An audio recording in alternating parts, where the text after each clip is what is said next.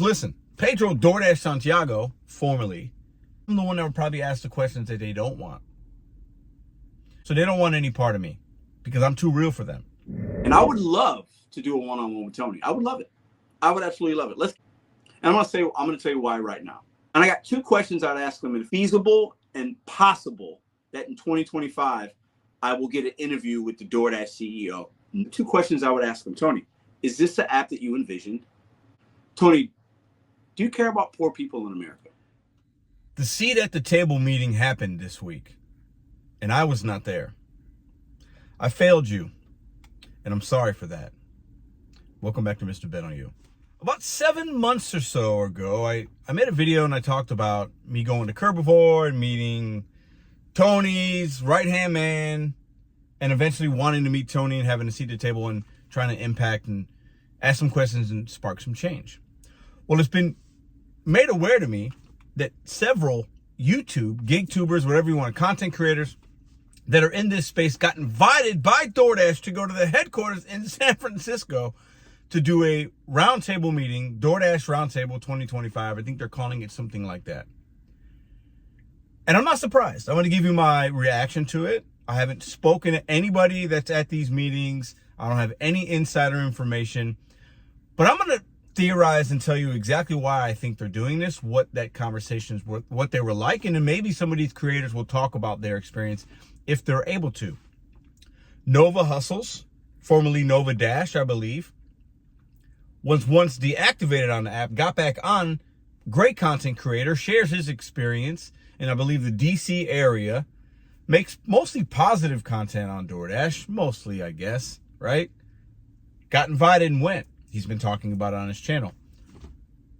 Sin City Deliveries, now this is the one that shocked me, is also apparently was there. Same as Richard.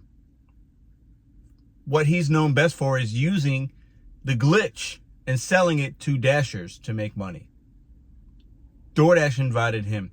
And your driver Mike, basically the teacher of gig workers, a very vanilla channel, but he does what he does well. He talks the gig content, he keeps out of the drama. I respect him for that. Those three people are the ones that I'm aware of. Maybe there are others on other platforms, other dashers. I don't know if this is a new way of them doing the dasher councils or whatever. I said I wanted to be interviewing and ask Tony a few questions like you just saw. Those are clips from an old live. And I didn't do it. I have a DoorDash account, but I'm not currently dashing. DoorDash knows that. I had an interview with one of the DoorDash HR people, I guess about a year and a half or so ago, maybe almost two. Yeah, about a year and a half, maybe a year and 9 months, something like that, before I was deactivated. And they, on the phone calls, told me they had new information. They want to share it with me, keep that relationship going. I could talk about those things that were upcoming to the community. Well, I got deactivated and that relationship is no longer. And I understand why. I know why. But I got to admit something. I should be in that room. And I'm not because of my own actions and lack thereof. And I'm okay with that. I no longer do DoorDash. I don't want to do DoorDash.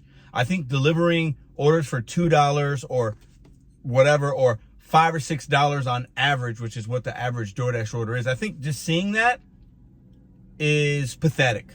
And I don't no longer want to play that game. Do I think content creators that still do DoorDash or can still make money? Obviously, there's money to be made out there. I'm no longer wanting to play the game. And I also believe a big reason why I'm not there, because listen, Pedro DoorDash Santiago, formerly, I helped a lot of people in this community. I'm the one that would probably ask the questions that they don't want.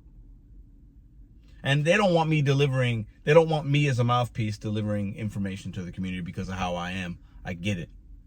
Plus, I was involved in a lawsuit that is pending against DoorDash, and as of just a few weeks ago, made a pretty interesting video about DoorDash and the lack of safety and their role in that within their community of their customers and fellow Dashers. So, and they've seen the video. So they don't want any part of me because I'm too real for them.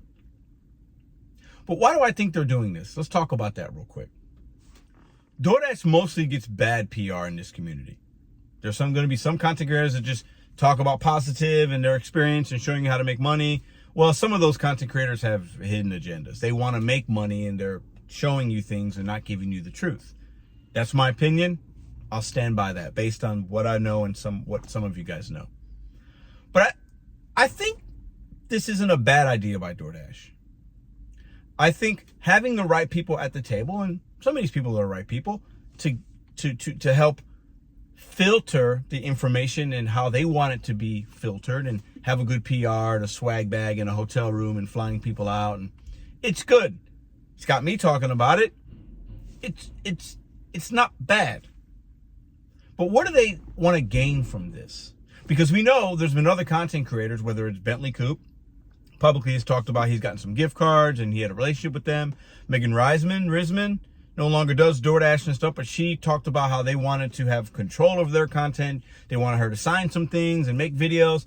Right along with Bree has made videos, paid videos with DoorDash talking about shop and pay, and others that you and I probably don't even know about. So this isn't anything new. DoorDash has used content creators to help filter and facilitate information in a way that they can control. Because when I flip the camera on and talk to you about this and that and this and the issues and put a hit piece out because DoorDash has a lot of issues with safety and fake accounts, and I make a video publicly saying how easy it is for somebody that was deactivated to get a brand new account using my ID. Think about that. They don't want the truth out there because the truth hurts them. So they will invite content creators to help tell you what they want to know, not what the real reality is. And I stand by that. I could be wrong, but I think the more creators they have on their side, regardless if they've got 1,000 subscribers or 200,000 plus, the better. Do you think these guys had to sign any kind of NDA? Were they able to film in that room? I don't know. I guess we'll see. I'm sure they had to sign something. Maybe I could be wrong with that. What kind of information? I would imagine they're probably up and coming releases of new programs, things they're working on, initiatives, or probably shared with these individuals, and then boop, they get to share it out in firsthand knowledge. I think that's fantastic. We no longer have to maybe wait until the program comes on and somebody turns the camera on. They know what might be coming in the next quarter and what DoorDash is working on for 2026. And knowledge is power, and that could be beneficial for you if you want to continue to work, if you want to continue to know how to work these programs, because I know new things are coming out. I do know some people that have some information.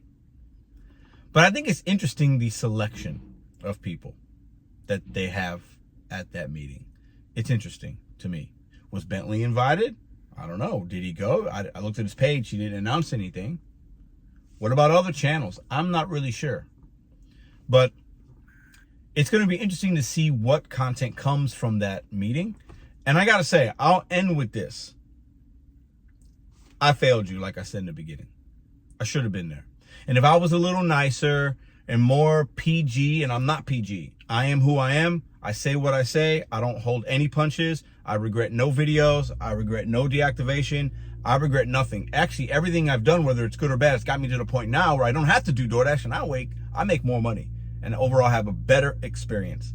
I don't have to worry about $2 orders and non-tip customers that don't treat us with respect and have just an overall lack of respect for what we do. I don't get as much of that on the other apps. It's there, but not as frequent. But I should be there. And for those of you that still want the DoorDash content, asking for the DoorDash content, would have wanted me to have the interview. Listen, you got to understand something. These companies that are publicly traded don't want smoke. They want cupcake interviews, and they want company men. I am not that guy. That's why some of y'all like me. That's why some of y'all hate me. I will never be that person. Sometimes my biggest strengths are also my biggest weaknesses. Not being invited or getting in a room that I wanted to get into 7 months ago. I don't think about it now, but my strengths keep me out of those rooms. And other people and the content that they make and the information that they share got them in those rooms. And I'm proud of them for that. They seem excited. Hopefully they can be beneficial for you and helpful, and they could share positive content that makes you want to work the app, and maybe you can make some good money. I can't be that guy. I know too much about DoorDash. I know stuff that I can't even say about that company because I can't say because of lawsuits or this or that. So listen, I'm not saying don't work the app. If you're making money, do what you got to do. Use it as an opportunity. But it's hilarious that they're inviting people that game the app and game the system, and we're selling information to other Dashers on how to manipulate the system. And then that glitch got taken away, at least to my knowledge. So they knew about it. It's funny to me. It's like a movie. I think it's hilarious. You cannot make this stuff up. But part of me says I failed. Should have been there. Because I would have been the person. I would have asked some interesting questions. And maybe these guys did. Maybe they pushed back a little bit and asked them.